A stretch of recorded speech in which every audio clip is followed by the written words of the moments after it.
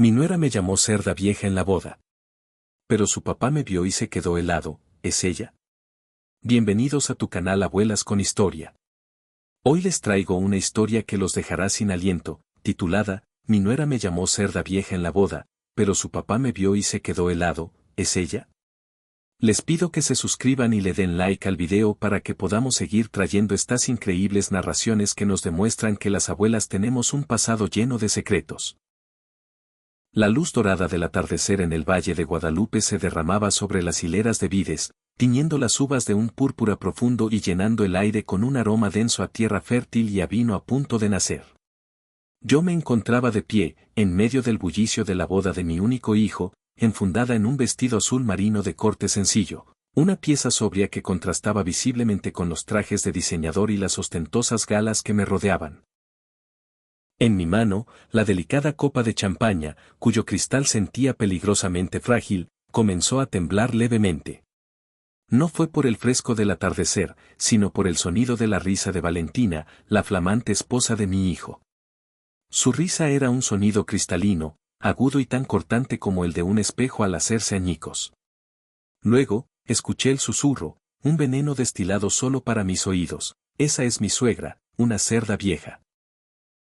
Nadie más pareció percibirlo en medio de la música y las conversaciones, pero para mí, en ese instante fugaz, sentí como el suelo se abría bajo mis pies y el mundo entero se inclinaba en un ángulo vertiginoso.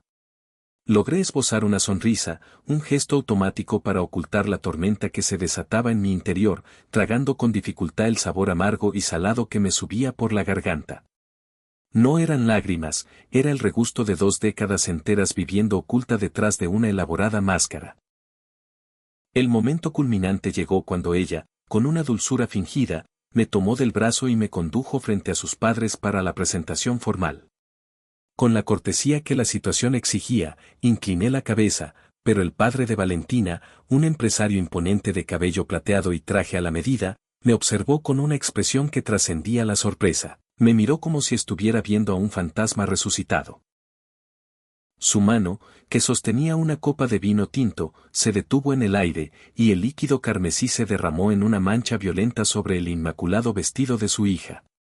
Su voz fue un murmullo ahogado, cargado de incredulidad y un pánico apenas contenido. Rosa Elena, de Doctor R. Capital, es Elia.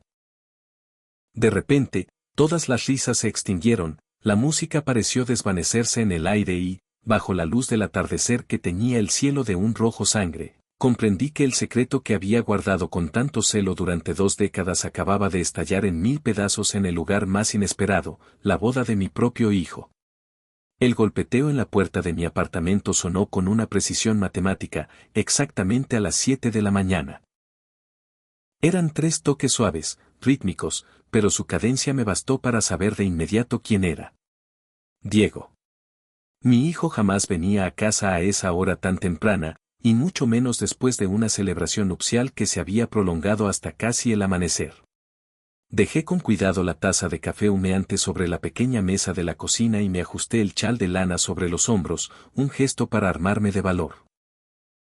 Al abrir la puerta, una ráfaga de viento fresco, característico de la colonia Narvarte, se coló en el interior, trayendo consigo el aroma reconfortante a pan dulce recién horneado de la panadería de la esquina y la humedad persistente de una noche que se resistía a desaparecer.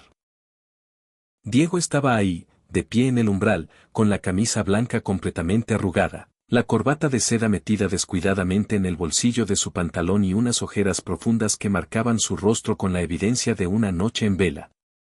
Mamá, ¿qué fue lo que pasó anoche? Su voz sonaba ronca, agotada, una mezcla áspera de confusión y un enojo latente, el tono de alguien que no ha conseguido dormir y cuya mente no encuentra la paz. Me quedé paralizada por un instante que pareció eterno. Esa pregunta no se refería únicamente al incidente de la boda, era un interrogante que abarcaba todos los años en los que yo había construido un muro de silencio a mi alrededor. Dando un paso a un lado, le indiqué con un gesto que entrara. Siéntate, hijo. Ahora mismo te preparo un café. La cocina, un espacio pequeño y acogedor, se fue llenando con la luz suave y anaranjada de la mañana que se filtraba por la ventana.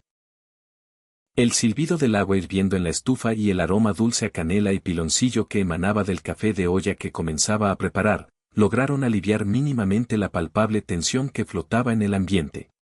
Diego se desplomó en una de las sillas frente a la vieja mesa de madera, entrelazando sus manos con fuerza, su mirada perdida en algún punto indefinido. Coloqué 2 tazas de barro frente a nosotros, tomé una respiración profunda para calmar mis nervios y me senté. Quizá ya es hora de que te cuente algunas cosas, comencé con una voz baja, casi un susurro, temiendo que el más mínimo sonido pudiera romper la frágil conexión que aún nos unía. Yo creo que ya sé lo que escondes, Merumi, me interrumpió de golpe. Sus ojos oscuros, idénticos a los de su padre, brillaban con una compleja mezcla de dolor y una profunda desconfianza. Anoche, cuando el padre de Valentina te reconoció, todos se quedaron petrificados. Jamás en mi vida había visto a ese hombre tan genuinamente asustado. ¿Quién eres en realidad? Cerré los ojos, exhalando lentamente para intentar ordenar mis pensamientos.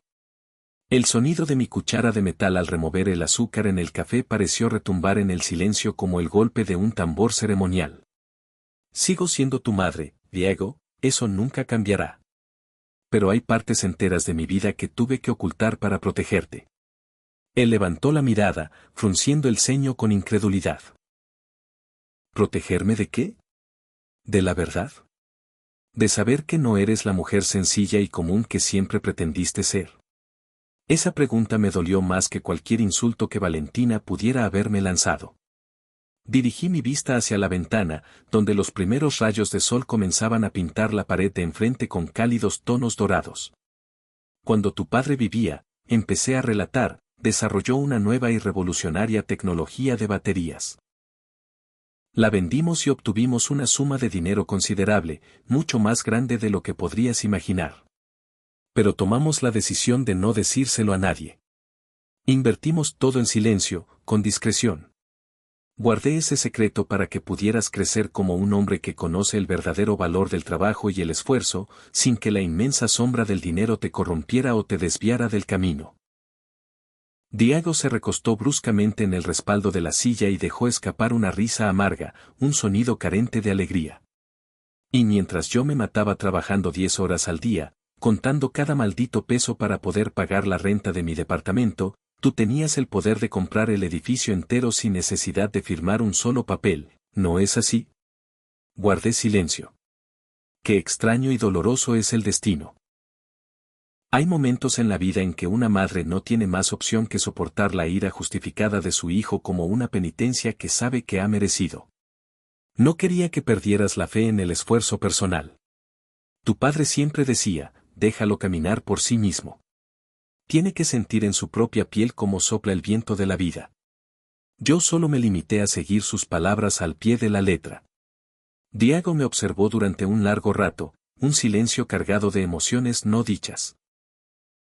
Finalmente, asintió levemente, aunque en el fondo de sus ojos aún podía ver arder la llama del reproche. ¿Y Valentina? ¿Don Arturo? ¿Ellos sabían algo de esto? No, absolutamente nadie lo sabía. Hasta anoche. En ese preciso instante, el sonido vibrante de mi teléfono rompió el aire espeso de la cocina. En la pantalla iluminada apareció el nombre de Daniela Pineda, mi asesora financiera y mi mano derecha desde hacía casi 2 décadas. Abrí el mensaje sintiendo el pulso acelerado en mi garganta. Doña Rosa, la CNBV acaba de iniciar una nueva revisión sobre 2 fideicomisos a nombre de la filial de Orcáparo. Alguien podría estar intentando acceder a los archivos clasificados. Necesitamos hablar de inmediato. Sentí que mis dedos temblaban al dejar el teléfono sobre la mesa. Diego me miró con una sospecha renovada y afilada. CNBV, fideicomisos. Mamá, ¿qué demonios está pasando? Me mordí el labio, luchando por mantener una calma que no sentía. Debe ser simplemente una auditoría de rutina. Llamaré a Daniela más tarde. No, mamá. Quiero saberlo ahora. ¿Desde cuándo tienes tu propia empresa? ¿Desde cuándo le temes a la Comisión Nacional Bancaria y de Valores? Solté una risa corta, metálica y cargada de amargura. No les tengo miedo, hijo. Es solo que, cuando la gente se entera de que estoy detrás de demasiadas operaciones financieras de gran envergadura, empiezan a surgir preguntas incómodas, y no estoy del todo segura de que estés preparado para escuchar la totalidad de las respuestas. Diego guardó un silencio pensativo. Se levantó de la silla y apoyó una mano en el respaldo, como si necesitara un punto de apoyo físico para procesar todo. Mamá, no estoy enojado porque seas rica. Estoy enojado porque pensaste que yo no sería capaz de entenderlo. Sus palabras me golpearon con la fuerza de una bofetada, apretándome la garganta. Miré su rostro, el rostro de ese hombre al que alguna vez sostuve entre mis brazos y que ahora me observaba como si acabara de descubrir una faceta completamente desconocida y oculta de su propia madre. Tal vez me equivoqué, admití con la voz rasposa por la emoción contenida. Pero, por favor, déjame resolver esto primero. Si algo más sucede, te lo contaré todo. Te lo prometo. Diego me sostuvo la mirada por un instante que se sintió eterno. Luego, asintió despacio. Te creo, mamá. Pero no voy a permitir que nadie te lastime. Ni siquiera Valentina. Su mano buscó la mía y la apretó con suavidad. Ese simple contacto, ese calor familiar, me devolvió una pizca de la calma que había perdido. Cuando la puerta se cerró detrás de mi hijo, la habitación quedó sumida en un silencio abrumador. Tomé de nuevo el teléfono y abrí el mensaje de Daniela. Al final del texto original, había una línea corta, añadida apenas unos minutos antes. Rosa, la solicitud de revisión proviene del despacho Salgado y Asociados. Son los asesores legales de la familia de Valentina. Cerré los ojos con fuerza. El café en mi taza se enfriaba lentamente, olvidado. Afuera, en la calle iluminada por el sol de la mañana, la voz del vendedor de tamales oaxaqueños resonaba con su pregón familiar, la banda sonora de una mañana cualquiera en la Ciudad de México. Salvo que dentro de mí, en lo más profundo de mi ser, acababa de desatarse una tormenta. El mediodía en Polanco brillaba con la intensidad del oro fundido, reflejándose en los escaparates de las boutiques de lujo. El tráfico avanzaba con una lentitud exasperante por la avenida Presidente Mazarik, devolviendo destellos de luz en los trajes oscuros de los ejecutivos y los vestidos de seda de las mujeres que paseaban. Llegué con 10 minutos de antelación y elegí sentarme sola en una mesa junto a la ventana, desde donde podía observar las bugambilias de un morado intenso que florecían en el exterior. El aire estaba impregnado del aroma a vino blanco y del leve tintineo de los cubiertos de plata contra la porcelana, creando una atmósfera de elegancia que, extrañamente, se sentía cargada de tensión. Cuando Valentín entró, lo supe al instante, había orquestado este encuentro no como una disculpa, sino como una emboscada. Su cabello castaño caía en ondas ligeras y estudiadas, la blusa de seda blanca estaba abotonada impecablemente hasta el cuello, y el bolso Hermès que colgaba de su brazo era un símbolo de estatus y poder. Todo en ella estaba medido, calculado, como parte de una estrategia de guerra. Caminó hacia mí con una sonrisa tan perfecta que resultaba evidentemente falsa. Gracias por venir, suegra. Su voz era melosa, dulce como el azúcar, pero su mirada era fría y cortaba como un cuchillo afilado. Asentí en silencio, sin responder. Un mesero impecablemente vestido se acercó y sirvió 2 copas de Sauvignon Blanc. El líquido dorado se movía en la copa con destellos brillantes, como si contuviera un presagio de lo que estaba por suceder. Valentina abrió su bolso y extrajo de él un recorte de periódico antiguo, cuidadosamente plastificado. ¿Reconoce esta fotografía, mamá? Eché un vistazo rápido. Era la sección de economía del Financiero, de hacía 3 años, con una imagen del acto de compra de Salgado Holding.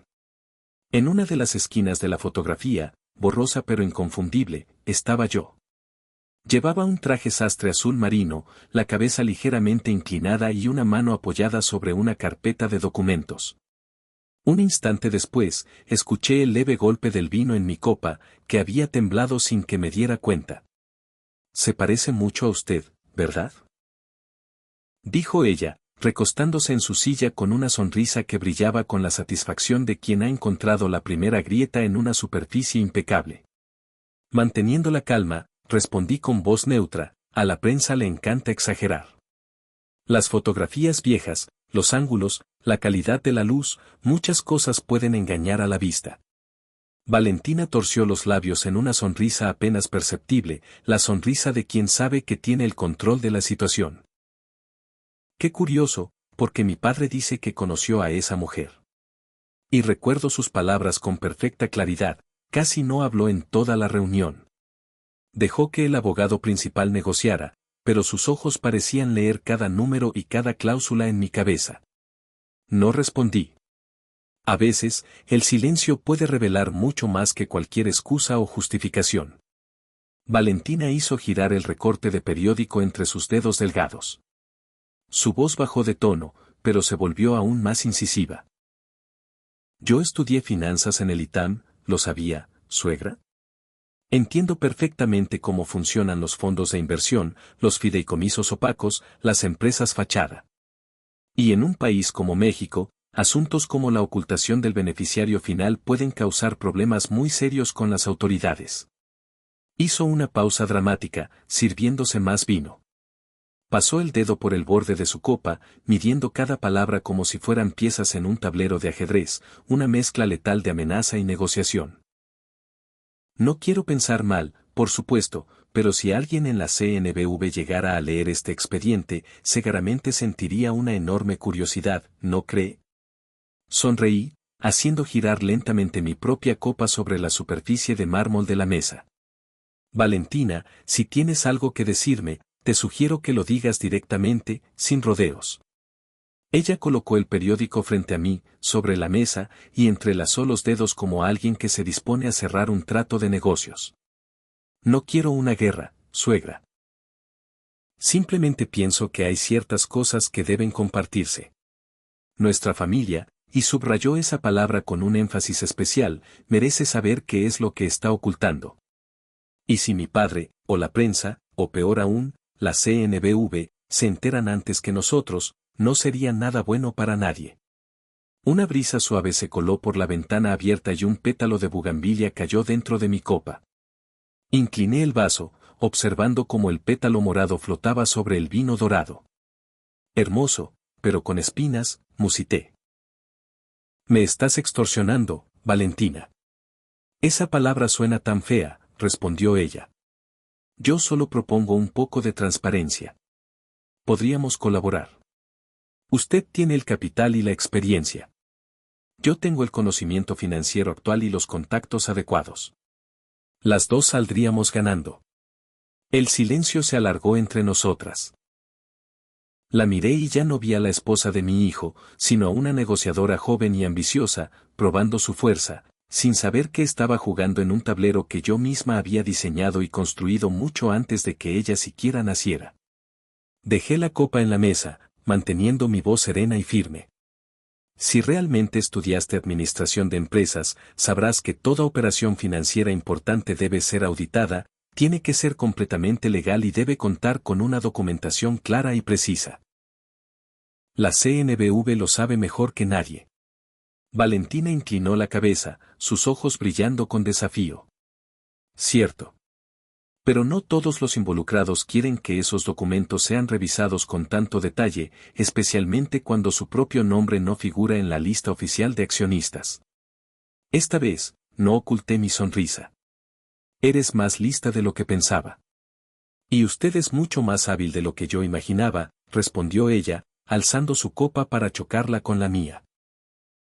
El sonido metálico y frío del cristal se expandió por el aire, preciso y definitivo. El mesero trajo el plato principal, pero ninguna de las dos lo tocó. El aire entre nosotras se había vuelto denso, cargado, como un contrato sin firmar cuyo contenido ambas entendíamos a la perfección. Cuando la comida estaba a punto de terminar, Valentina sacó su teléfono, deslizó el dedo por la pantalla y la colocó frente a mí. En ella se veía un correo electrónico dirigido a un reconocido periodista financiero. El asunto decía, investigación, la inversora oculta detrás del Grupo Salgado. El cuerpo del mensaje era apenas un borrador, pero era más que suficiente para demostrar lo preparada que estaba para llevar su amenaza hasta las últimas consecuencias.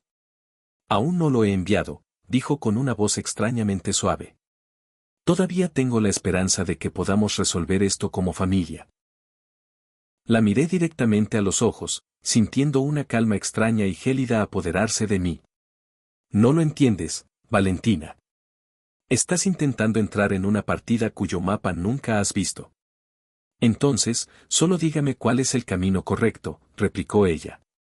Se levantó primero, la sonrisa dulce y artificial volviendo a sus labios, como si la conversación hubiera sido sobre moda o planes de viaje.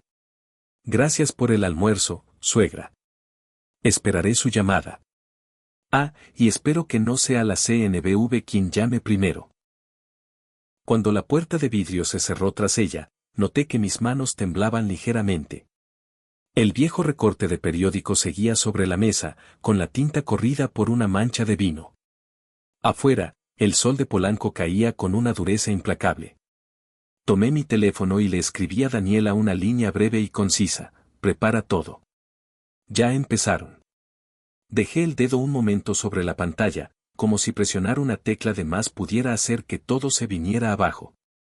Respiré hondo y alcé la vista. En el cielo, las imponentes torres de vidrio de la ciudad devolvían una luz tan intensa que dolía a los ojos. Su belleza, paradójicamente, residía en su transparencia.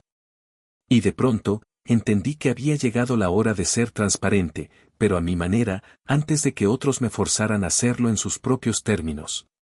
Esa misma tarde, la Ciudad de México parecía estar cubierta por un velo de brillo plateado que se reflejaba en los cristales de los altos rascacielos de Paseo de la Reforma. El tráfico seguía siendo un nudo apretado, y los claxones se mezclaban con el sonido del viento que soplaba entre los árboles de eucalipto, trayendo consigo un olor a humo y al calor que emanaba del asfalto.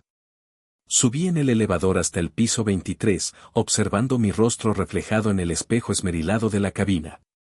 Mi gesto era sereno, impasible, pero en el fondo de mis ojos, yo sabía que la partida había comenzado de verdad.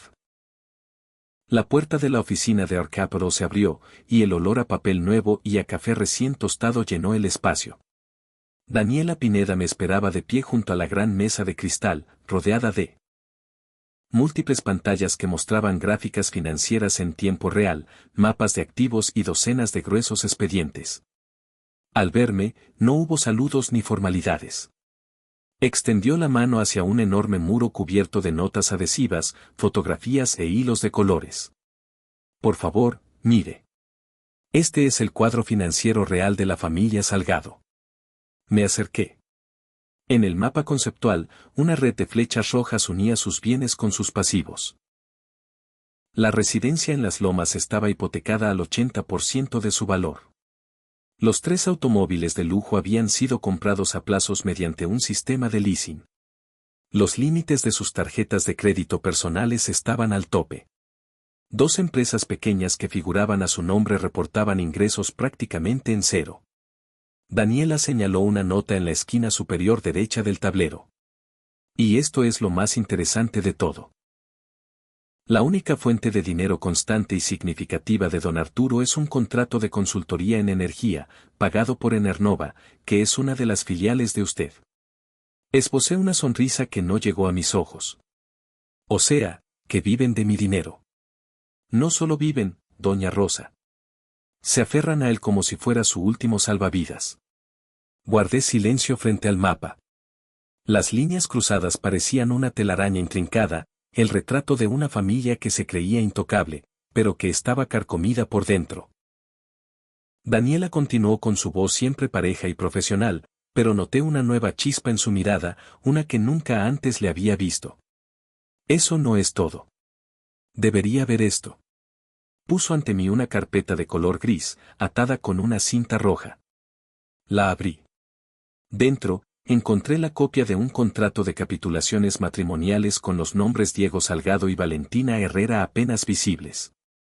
Fruncí el ceño. ¿Capitulaciones? Recuerdo perfectamente que Diego me dijo que no firmaron absolutamente nada. Daniela asintió. Exacto. Este documento es falso, pero está redactado con una pericia legal impresionante. Incluye una cláusula que estipula que todos los bienes generados después del matrimonio se considerarán propiedad común y trae firmas electrónicas falsificadas con un cuidado extraordinario. Si no hubiéramos revisado a fondo los metadatos del archivo, lo habríamos dado por válido. Toqué la hoja con la yema de mis dedos. El papel olía a tinta fresca, no a un documento que supuestamente tenía 3 años de antigüedad. ¿Desde cuándo lo preparó? Según la traza de la dirección IP, lo mandó a redactar alrededor de 6 meses antes del compromiso oficial. Y usó una fracción de una tarjeta de crédito abierta a su nombre para pagar los honorarios del despacho de abogados que elaboró este borrador.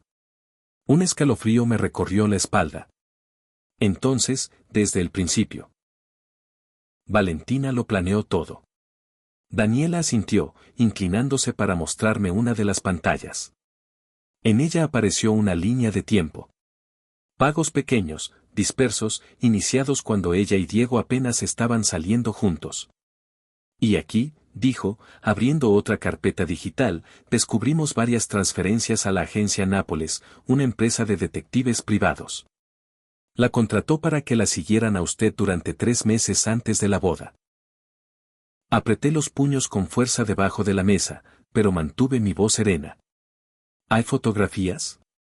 Sí, pero no creo que deba verlas. Son tomas hechas a distancia, su departamento en la Narvarte, su oficina privada en Santa Fe, incluso las veces que fue a visitar la tumba de don Arnaldo en el Panteón. Ella quería saberlo absolutamente todo. Me giré hacia la amplia ventana. Abajo, la ciudad seguía fluyendo, indiferente, bajo una luz que comenzaba a atenuarse. Recordé el almuerzo en Polanco. La sonrisa calculada de Valentina, su voz dulce pero helada. Cada una de sus palabras cobró un nuevo y siniestro sentido. No había sido una improvisación, era la ejecución de un guión meticulosamente calculado. Daniela se acercó un poco más, bajando la voz. Ella no es solo curiosa, señora. Quiere controlarlo todo. Este contrato prenupcial falso era solo el primer movimiento. Si ese día en el restaurante usted hubiera cedido a su chantaje, ella habría usado ese documento como una supuesta prueba de una voluntad compartida sobre los bienes para presentarlo en un tribunal. Con su formación en el ITAM, sabe perfectamente cómo torcer la ley a su favor. Respiré hondo, hablando despacio pero con una nueva determinación. Entonces, debemos adelantarnos a sus movimientos. Reúna todas las pruebas. Las direcciones IP, las facturas de los abogados, los recibos de la agencia de detectives, los registros de las transferencias. Necesitamos preparar un expediente de contraataque sólido e irrefutable. Daniela asintió, su mirada afilada como una navaja. Ya empecé. También he solicitado una auditoría interna para revisar todos los contratos vinculados al Grupo Salgado. Parece que don Arturo no sabe nada de esto, pero alguien de su familia, posiblemente el hermano de Valentina, figura como intermediario en varias operaciones bastante dudosas. Me giré, apoyándome en la mesa de cristal. Un cansancio denso, pesado, me subió por el pecho como una ola negra. Daniela, no quiero destruir a una familia, pero si ellos intentan hundirme a mí y a Diego, le aseguro que no me voy a quedar de brazos cruzados. Ella me observó, asintiendo con una lentitud que denotaba una profunda comprensión. Lo entiendo, pero también es consciente de que esto ha trascendido la esfera de un simple asunto familiar, ahora es un descarnado juego de poder. Permanecí en silencio, dejando que el zumbido casi imperceptible del aire acondicionado llenara el vacío. Afuera, el atardecer se deslizaba con parsimonia entre las siluetas de los edificios, y allá abajo, en la avenida Reforma, los automóviles comenzaban a encender sus luces amarillas y rojas, formando un río de fuego líquido que serpenteaba y rodeaba la ciudad. Me acerqué de nuevo a la mesa de cristal, mis dedos rozando la fría superficie mientras mis ojos repasaban los expedientes una última vez. Mi mano se detuvo sobre la fotografía de Valentina, capturada en un instante de felicidad impostada junto a Diego en el día de su boda. La sonrisa que antes me pareció radiante, ahora la veía como la máscara perfecta de una conspiración meticulosamente urdida. Cree que es astuta, murmuré para mis adentros, las palabras apenas un soplo de aire. Pero olvida que existen mujeres que han pasado una vida entera envueltas en el manto del silencio, no por sumisión, sino para aprender a pelear con esa misma y poderosa arma. Daniela me dedicó una leve sonrisa, inclinando sutilmente la cabeza. Prepararé el análisis completo y el plan de acción en un plazo de 3 días. Usted solo debe estar lista para cuando llegue el momento crucial de decidir. Asentí, tomé el contrato prenupcial falso, lo doblé con precisión y lo guardé en el interior de mi bolso. La luz de las lámparas de la oficina se reflejaba en el cristal de la mesa, superponiendo mi propio rostro sobre las gráficas financieras que parpadeaban en las pantallas. Era una imagen extraña, la de una mujer frágil y fuerte al mismo tiempo. Al salir al pasillo, la luz del ocaso atravesaba los inmensos ventanales, tiñendo la atmósfera de un naranja intenso, casi irreal. Me detuve por un instante, contemplando la ciudad que se extendía a mis pies, un vasto tablero de juego donde Valentina, segaramente, estaría sentada en su lujoso departamento, convencida de que sostenía el cuchillo por el mango, sin saber que en otro lugar, en la soledad de esta oficina, yo acababa de afilar mi propia y paciente hoja. A la mañana siguiente, el cielo de la Ciudad de México amaneció cubierto por un espeso manto de nubes grises. Una neblina densa rozaba las cimas de los edificios más altos de Paseo de la Reforma, difuminando sus contornos. Llegué a la oficina mucho más temprano de lo habitual. El cristal de los ventanales todavía estaba cubierto por minúsculas gotas de rocío, y la gran mesa de juntas de caoba reflejaba la luz pálida y lechosa del amanecer. Cada respiración que tomaba se mezclaba con el aroma a papel nuevo, a café negro recién hecho y con la sensación eléctrica de estar en el umbral de una batalla que no podía permitirme perder. El licenciado Camacho, mi abogado de toda la vida, llegó con su puntualidad británica a las 8 en punto. Su portafolio de cuero, visiblemente gastado por los años de servicio, seguía tan impecablemente ordenado como su carácter metódico. Su voz, grave y con un matiz ronco, nunca desperdiciaba una sola palabra. He revisado con lupa toda la documentación que me envió Daniela. Si la señorita Salgado tiene la intención de involucrar a la CNBV, nuestra estrategia debe ser adelantarnos, como mínimo, 2 pasos. Transparencia, Rosa. Necesitamos tanta transparencia que nadie pueda jamás utilizar la verdad en su contra. Asentí en silencio. Nos sentamos frente a frente, y sobre la mesa, entre nosotros, reposaba una caja de archivo gruesa, etiquetada en austeras letras negras, transparencia y cumplimiento. No eran simples papeles, eran el único escudo que se interponía entre mi futuro y los planes que Valentina estaba tejiendo. Camacho abrió el primer expediente, hablando con un tono pausado pero firme, cada palabra cayendo en el silencio de la sala como un golpe de martillo. Primera capa. El expediente de cumplimiento normativo. Necesito cartas de opinión legal, totalmente independientes, de 3 despachos de primer nivel. Deben certificar que la estructura de su sociedad anónima y los fideicomisos que posee son totalmente legítimos, sin el más mínimo rastro de ocultamiento del beneficiario final.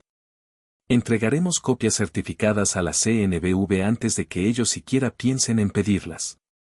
Lo escuchaba con una mezcla de alivio y una punzada de dolor. Aquello que había guardado en el más profundo secreto durante 20 años, ahora debía ser mostrado al mundo como una vieja cicatriz expuesta. Sin embargo, comprendía que para proteger lo que realmente importa, a veces es necesario dejar que los demás te vean completamente sin defensas. Segunda capa, pregunté, pasando la hoja donde él había garabateado unas notas con su característica tinta azul. Apalancamiento contractual, respondió sin levantar la vista. El contrato de consultoría vigente entre su filial y la empresa de don Arturo contiene una cláusula de cancelación que puede ejecutarse en 30 días sin necesidad de justificar la causa. Si siguen presionando, basta con enviar la notificación de término. No es un golpe mortal, pero sí lo suficientemente contundente para que comprendan quién sostiene realmente el punto débil de su estructura. Miré las letras frías impresas en la hoja. Ese contrato había sido mi manera de ayudar discretamente a un hombre que lo había perdido casi todo tras la última crisis económica. Ahora, el destino lo había convertido en un arma de doble filo, un lado para cortar la amenaza que se cernía sobre mí y el otro para herir mi propia compasión. Don Arturo no tiene nada que ver con esto, dije en voz baja. Tal vez, pero su hija sí. Y ahora ella debe elegir entre proteger la bondad de usted o protegerse a sí misma. Esa pregunta cayó en el silencio como una piedra en un pozo profundo, sin eco. No respondí. En cambio, me levanté y caminé hacia la ventana. Afuera, una llovizna fina comenzaba a caer. Las gotas resbalaban por el cristal como miles de hilos delgados que me unían a un mundo donde todos seguían viviendo sus vidas tranquilas, ajenos a que yo estaba a punto de sacrificar esa misma paz en el altar de la verdad. ¿Y la tercera capa?, pregunté, con la voz más firme de lo que me sentía. Camacho empujó hacia mí un sobresellado. La solución para comprar tranquilidad. Una oferta que será imposible de rechazar. 180 millones de pesos, acompañados de un acuerdo de no divulgación absoluto y una cláusula de pérdida total si se produce cualquier tipo de filtración, por mínima que sea. No estamos amenazando, solo le estamos poniendo un precio a su silencio. Tomé el sobre. El frío del papel se deslizó por mi palma. 180 millones. La cifra en sí no me asustaba. Lo que me estremecía era la necesidad de tener que usar el dinero como un bálsamo para comprar la paz dentro de mi propia familia. ¿Y si lo rechazan?, pregunté, aunque ya intuía la respuesta. Camacho entrecerró los ojos, dio un sorbo a su café. Entonces les damos la otra opción, transparencia total. Así, como le dije, nadie podrá usar la verdad en su contra. Pero prepárese, Rosa, porque en el momento en que la tapa de esta caja de Pandora se abra, no habrá forma humana de volver a cerrarla. Guardé silencio. Durante años había vivido escondida en una calma que creí segura, una fortaleza invisible. Pero ahora comprendía que ese mismo silencio se había convertido en mi mayor debilidad. Regresé a la mesa, abrí la caja de archivos y observé las hojas blancas, adornadas con decenas de sellos rojos oficiales. Cada uno de esos sellos era un recordatorio tangible. La verdad no se teme, solo necesita ser presentada de la manera correcta. Quiero firmar cada documento yo misma. Sin poderes notariales, sin nombres ocultos. Si vamos a ser transparentes, lo seré hasta el final. Camacho esbozó una sonrisa casi imperceptible, acompañada de ese asentimiento lento de quien ha presenciado cientos de negociaciones de vida o muerte. Bien. Porque solo quien no tiene absolutamente nada que esconder es realmente fuerte. Me senté, tomé la pluma y firmé la primera hoja del informe de cumplimiento. La tinta negra se absorbió poco a poco en el papel, expandiéndose en un rastro azul oscuro, como la lluvia que ahora se intensificaba sobre el vidrio. Afuera tronó a lo lejos, y las gotas golpearon con más fuerza la ventana. En la sala cerrada solo quedaban el sonido de las páginas al pasar y el ritmo de nuestra respiración. Camacho reunió las copias, las colocó en un sobre grande marcado como confidencial. Cuando salió, lo seguí con la mirada. Dentro de mí se arremolinaban el alivio y el vértigo, la sensación de quien está al borde de un precipicio. Sabe que debe saltar, pero aún teme la caída. Volví a la mesa. Tomé la pluma que él había dejado. Era pesada y fría, grabada con las palabras en latín, lex veritas est. La ley es la verdad. Sonreí apenas. La transparencia era un arma, como él decía, pero para mí también era el inicio de una guerra que estaba dispuesta a ganar, aunque tuviera que ser con mi propia sangre. Esa tarde, el sol de Santa Fe bañaba la ciudad con una luz intensa, pero en la sala de vidrio del piso 17 no se sentía calor alguno.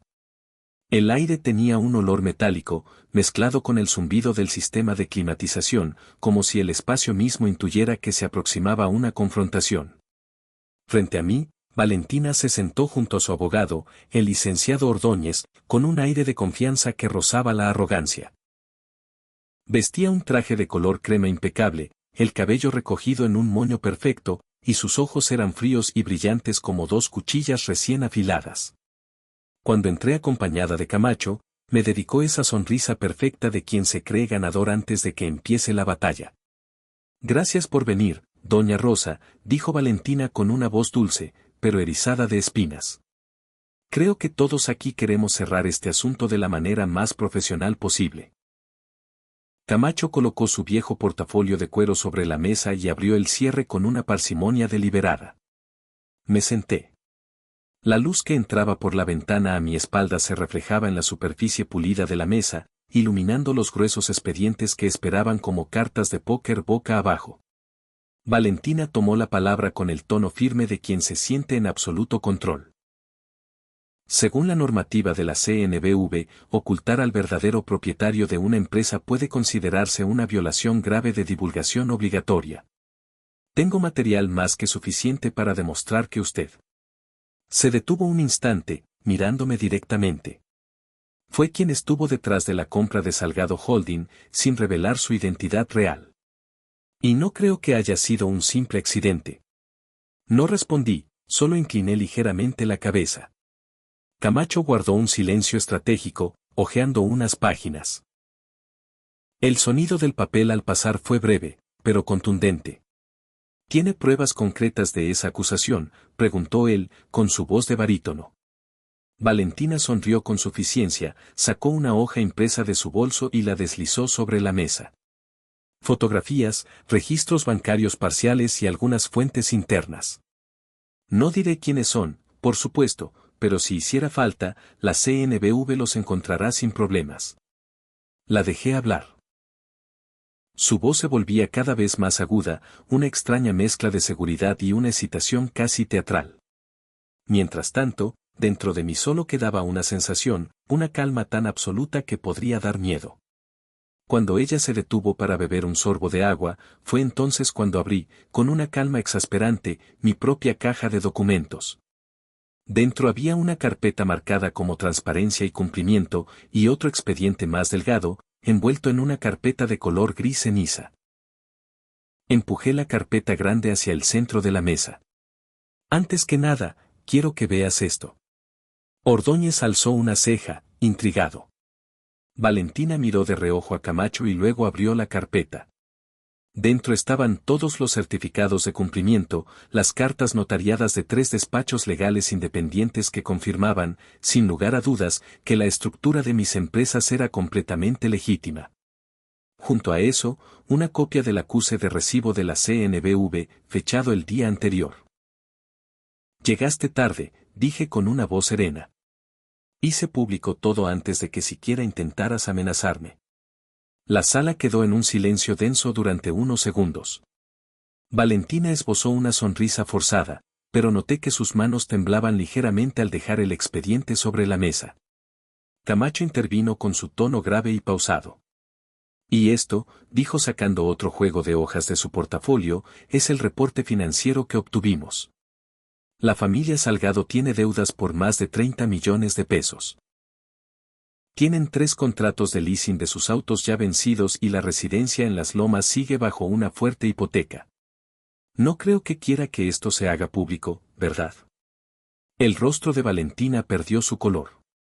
Se inclinó hacia adelante, tratando desesperadamente de mantener la compostura. Eso es un asunto privado de mi familia. Así es, respondí, y no tengo la más mínima intención de meterme. Pero quiero que entiendas algo fundamental. No llames a esto justicia cuando tú misma estás parada sobre los cimientos que construyó mi dinero. Saqué de mi bolso un pequeño fajo de hojas, atadas con un discreto listón rojo. Y esto, dije, bajando la voz hasta convertirla en un susurro cortante, es una copia de los correos electrónicos entre tú y un tal Mario Salgado, periodista, ¿cierto? Tu primo. Valentina se quedó completamente inmóvil. Sus labios se movieron, pero no salió sonido alguno de ellos. Continué, implacable. Los correos fueron obtenidos de manera completamente legal. Mario trabaja en El Economista, y en uno de ellos le escribiste textualmente, si no coopera, haré pública la historia. ¿Sabes cómo redactarlo para que parezca una investigación legítima? La temperatura en la sala pareció descender varios grados. Ordóñez la miró, incrédulo. Valentina tartamudeó. Eso fue un malentendido. Yo no. Puse la mano sobre la mesa y la interrumpí. Basta de mentiras. No quiero destruirte, Valentina, pero no vuelvas a usar mi honor como si fuera una moneda de cambio. Abrí el segundo expediente y coloqué sobre la mesa los documentos originales de la compra de la empresa de su padre. ¿Sabes por qué lo hice? La miré directo a los ojos, sin parpadear. Porque no quería que cientos de personas perdieran su trabajo. Porque tu padre, a pesar de todo, fue un hombre decente, aunque fracasara en los negocios. No compré para quitarle nada, compré para salvar lo que quedaba. Mi voz no era alta, pero cada palabra cayó en el silencio como una piedra. Y tú lo convertiste en mi pecado. Valentina guardó silencio, sus manos apretadas con fuerza sobre sus piernas. Por un instante, vi en sus ojos no el desafío, sino el miedo. El miedo puro de quien acaba de darse cuenta de que ha cruzado una línea irreversible. Camacho deslizó hacia ella el documento del acuerdo de confidencialidad que habíamos preparado. Esta es la única forma de cerrar todo esto en paz. Conservas tu reputación, tu familia mantiene el contrato de consultoría y todos evitamos una demanda innecesaria y escandalosa. Valentina se mordió el labio, mirándome de reojo, buscando una fisura en mi semblante. Yo no dije nada. Solo la observé, tranquila, sin odio, porque en ese momento supe que la verdadera victoria no consistía en ver caer al enemigo, sino en hacerlo mirarse desnudo frente al espejo de su propia verdad. Bajó la cabeza, y su voz fue apenas un murmullo. Necesito tiempo para revisarlo. Tienes 24 horas, contestó Camacho, seco y definitivo. Después de ese plazo, la oferta expira. Valentina se levantó, tomó su bolso y salió de la sala de forma apresurada. El sonido de sus tacones resonó sobre el suelo de mármol con un golpe seco y final. Cuando la puerta se cerró, exhalé profundamente. Mis hombros, por fin, se relajaron. La luz de Santa Fe se filtró por los ventanales, iluminando la mesa donde la carpeta de la transparencia seguía abierta, brillando en un tono azul pálido, el color de la verdad expuesta, esa que no necesita gritar para que la crean. Me traicionan. Asentí con lentitud, sintiendo el peso de sus palabras. En ese instante, ya no albergaba rencor hacia Valentina. Solo quedaba un cansancio hondo y antiguo, el de alguien que ha vivido demasiado tiempo apegado a la fuerza de la razón en un mundo movido por la emoción y el impulso. La lluvia contra el cristal se había transformado en un goteo esporádico, el último suspiro de la tormenta. Me puse de pie y cerré la pesada carpeta sobre la mesa. El chasquido seco de la tapa sonó con una finalidad rotunda, como el cierre de un capítulo tóxico y doloroso de mi vida. Diego se paró a mi lado, en un silencio cómplice. A la luz tenue de la tarde, nuestras sombras se alargaron sobre el vidrio, fundiéndose en una sola. En ese instante, supe que ambos acabábamos de salir de un huracán. Nadie había ganado realmente, pero de alguna manera, los dos nos habíamos salvado. Una mañana de diciembre, abrí de par en par la ventana de la casa nueva en el corazón de Coyoacán y respiré profundamente. El aroma dulce de las bugambilias del patio se mezclaba con el olor a café de olla que se escapaba de la panadería de la esquina. Una ráfaga de viento trajo consigo el rumor lejano de un microbús antiguo pasando por la calle empedrada. Me apoyé en el marco de madera, observando cómo el sol de primera hora caía sobre el muro de un intenso color amarillo.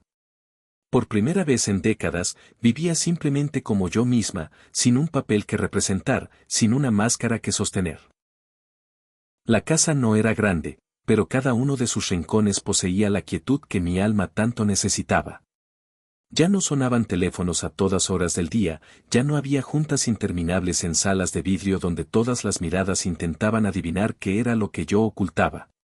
Solo estaba yo, la mesa de madera vieja que había sido de mi abuela, unas macetas de nopal en el alféizar y una mente que, al fin, se encontraba en calma. Las noticias sobre Valentina corrieron más rápido de lo que jamás imaginé. El divorcio se cerró en menos de 6 semanas, un proceso rápido, frío, sin un regusto amargo, como una transacción de negocios. Se fue de México casi en el mismo instante en que firmó los papeles. Voló a Madrid y, en cuestión de días, sus redes sociales se llenaron de imágenes de champaña, vestidos de seda y cenas opulentas bajo las luces cálidas de restaurantes europeos. Vi sus publicaciones una sola vez y apagué la pantalla. Conozco perfectamente ese tipo de brillo, es el que se usa para ocultar la oscuridad. Mientras más intensa es la luz, más honda es la sombra que proyecta. Don Arturo conservó su contrato de consultoría durante los 5 años, tal como se lo había prometido, pero sé que algo en él cambió fundamentalmente. Una tarde, me llamó desde su casa en Las Lomas. Su voz sonaba ronca, infinitamente cansada. Rosa Elena, solo quiero agradecerle por no haberme cortado el sustento. Nadie merece ser empujado al barranco, don Arturo, le respondí con suavidad. Sobre todo, aquellos que ya saben lo que es perderlo todo. Guardó silencio por un largo momento y, antes de colgar, solo añadió, espero que algún día mi hija Valentina lo entienda. Después de esa llamada, me quedé mucho rato en silencio. Supe que no llamaba para excusar a su hija, sino para pedir perdón en su nombre. Hay heridas que, aunque no las causemos nosotros, nos obligan a cargar con ellas en silencio. En los meses que siguieron, Diego y yo aprendimos a hablarnos como personas reales, no como los personajes de una obra de teatro demasiado larga. Por las noches, nos sentábamos en el pórtico de la casa, con un mezcal suave y rebanadas de naranja espolvoreadas con sal y chile. Él me contaba sobre su trabajo, los desafíos y los pequeños triunfos. Yo le hablaba de mis días en el laboratorio junto a su padre, del sueño que compartíamos de crear baterías baratas y eficientes para los campesinos de Oaxaca. Una de esas noches me dijo, ¿sabes, mamá? Hoy mi jefe soltó algo raro. Me dijo, ahora entiendo por qué eres tan bueno en lo que haces. Porque ya no necesitas demostrarle nada a nadie. Sonreí, sintiendo un calor extenderse por mi pecho. ¿Ves? Al final, te respetan porque lo mereces, no por lo que creen que yo tengo. Me miró con una ternura que me desarmó y negó con la cabeza, riendo bajito. Ahora solo aspiro a ser la 10ª parte de la mujer que eres tú. Me reí, y por dentro algo se ablandó, como la cera tibia. Tras tantos años viviendo entre silencios, medias verdades y lecciones dolorosamente caras, por fin nos estábamos diciendo la verdad. Y eso salvó lo que el dinero jamás podrá comprar, la confianza. En ese tiempo, comencé a hacer pública una parte de quien era realmente, no por un afán de presumir, sino porque entendí que era hora de usar mi verdad como una luz para otros. Fundé el Fondo Rosa Elena para apoyar a ingenieros jóvenes en México con becas, acceso a laboratorios y mentoría personalizada. Recuerdo la primera rueda de prensa, celebrada en el patio del Instituto Politécnico Nacional. Había mesas plegables sencillas, estudiantes con chamarras grises y ojos que ardían de fe y esperanza. Una alumna se me acercó, con la voz temblorosa por la emoción. Doña Rosa, ¿de verdad usted fue ingeniera de diseño de circuitos? Asentí. Sí, lo fui. Y alguna vez fracasé tan estrepitosamente con un proyecto que estuve a punto de abandonarlo todo. Pero alguien me dijo, el fracaso es solo el primer paso de la paciencia. Y hoy quiero repetírtelo a ti. A la muchacha se le humedecieron los ojos. Gracias, señora, susurró. Aquella tarde, al salir, vi a Diego a lo lejos, recargado en una baranda, con una sonrisa cálida y llena de orgullo. No dijo nada, pero lo entendí todo. Me había perdonado, no con palabras, sino acompañándome en mi nuevo camino. Por la noche, ya en casa, me senté frente a mi escritorio y abrí una libreta nueva.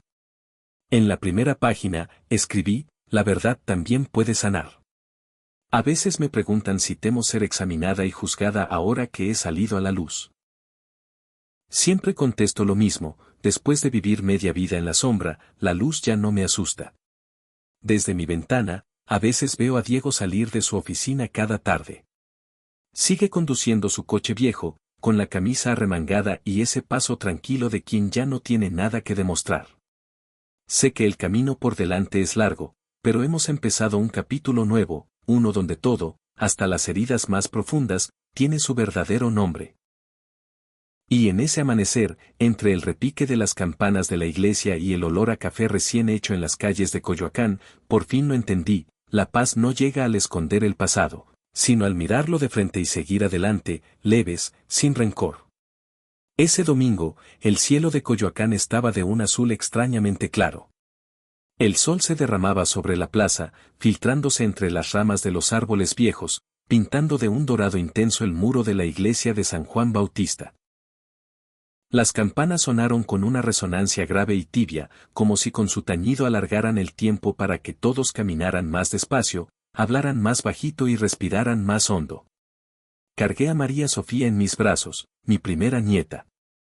Su piel era sonrosada, y sus ojos, limpios como la miel tierna. Sonrió, dormida, y me pregunté cómo podía un ser tan pequeño traer tanta paz al corazón. A un costado, Diego e Itzel conversaban en voz baja con el padre. No había un vestido de novia ostentoso, ni arreglos florales extravagantes, ni una orquesta, solo una misa pequeña y sencilla, pero imbuida de una luz que ninguna fiesta fastuosa podría jamás igualar. Era la luz que caía de los vitrales sobre sus rostros, mezclando tonos verdes, ámbar y un rojo profundo. Miré a mi hijo tomar la mano de la mujer que había elegido y vi en sus ojos que ya no quedaban cicatrices del pasado, solo fe. Esa misma fe que yo había perdido en algún punto del camino y que ahora veía renacer en una nueva generación. Cuando el padre comenzó la oración, el órgano de la iglesia sonó, lento y profundo. Cada nota parecía flotar bajo el techo alto y abovedado. Me incliné y le susurré al oído a María Sofía: pequeña, voy a prometerte algo. Nunca te ocultaré nada importante. Ningún secreto vale más que la confianza, ¿lo entiendes? La bebé se removió en mis brazos. Su diminuta mano apretó mi dedo con una fuerza que me sorprendió. Ese gesto tan pequeño me hizo sentir que el corazón se me rompía en mil pedazos, pero no de dolor, sino de una libertad recién descubierta. Después de la misa, todos nos reunimos en el atrio. Itzel reía, radiante. Su cabello se movía con la brisa y su mano seguía unida a la de Diego. No había vestidos lujosos ni copas caras, solo miradas sinceras y el aroma a pan dulce que flotaba en el aire. Los vi salir juntos hacia el sol y recordé aquel día, tantos años atrás, cuando yo también salí de una iglesia así, cargada de ilusiones que luego se perdieron entre los años de ambición y secretos. Pero a diferencia de mí, Diego e Itzel sabían cómo empezar con la verdad. Al atardecer, cuando ya todos se habían ido, me quedé en una pequeña sala del templo junto con el licenciado Camacho. Puso frente a mí un grueso legajo, atado con un hilo rojo. En la portada se leía: Testamento y fideicomiso, Rosa Elena Torres. Tomé la pluma y miré mi nombre. Por primera vez, no era un símbolo de poder, sino la promesa de una mujer que había comprendido el verdadero valor de la verdad. Todo está listo, doña Rosa, dijo suavemente Camacho. Solo falta su firma. Asentí y abrí el documento en la última página. Bajo la descripción del propósito del fondo, escribí con tinta azul: Diego, hijo mío, el dinero solo es una herramienta. La familia es el límite sagrado que debemos proteger siempre con la verdad. Mientras la tinta se secaba sobre el papel, sentí que una puerta se cerraba despacio detrás de mí, sin ruido, sin pesar. Todo estaba, por fin, en su lugar.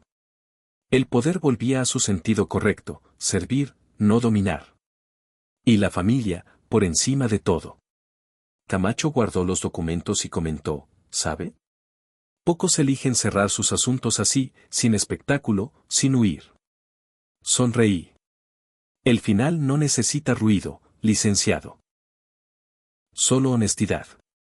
Esa noche, al volver a casa, la cocina aún estaba tibia.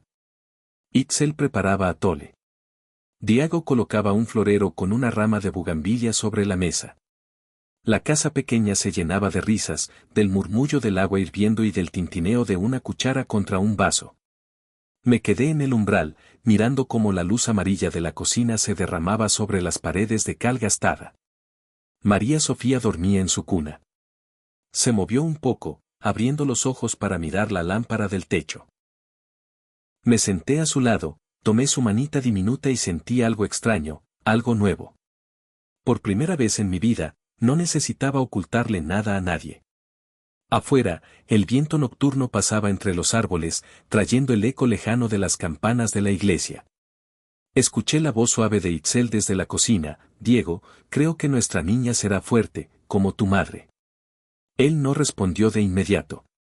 Luego, escuché su voz, grave y cálida.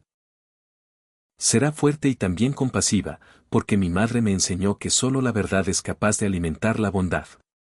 Sonreí. Los ojos me ardieron un poco. Desde el porche, la luz formaba una franja dorada sobre el suelo, tan suave como el aliento del tiempo. Ya no había ruido ni planes ocultos, solo una casa pequeña, personas que se habían reencontrado y una luz serena que cruzaba los cristales. Una luz que no venía del cielo, sino de los corazones que por fin se habían atrevido a decir, a amar y a vivir con la verdad. A veces pienso que la vida es como esa luz filtrada por los vitrales de la iglesia, no es perfecta, pero es suficiente para revelar cada grieta y convertirla en un hermoso color. Aprendí que la verdad no es fría ni cruel, solo espera pacientemente a que tengamos el valor de mirarla de frente. Gracias por escuchar mi historia. Si tocó tu corazón, dale like, suscríbete y cuéntame en los comentarios: si tú estuvieras en mi lugar, ¿qué harías? Porque tal vez tus palabras hoy podrían dar calor y esperanza a alguien que lo necesita.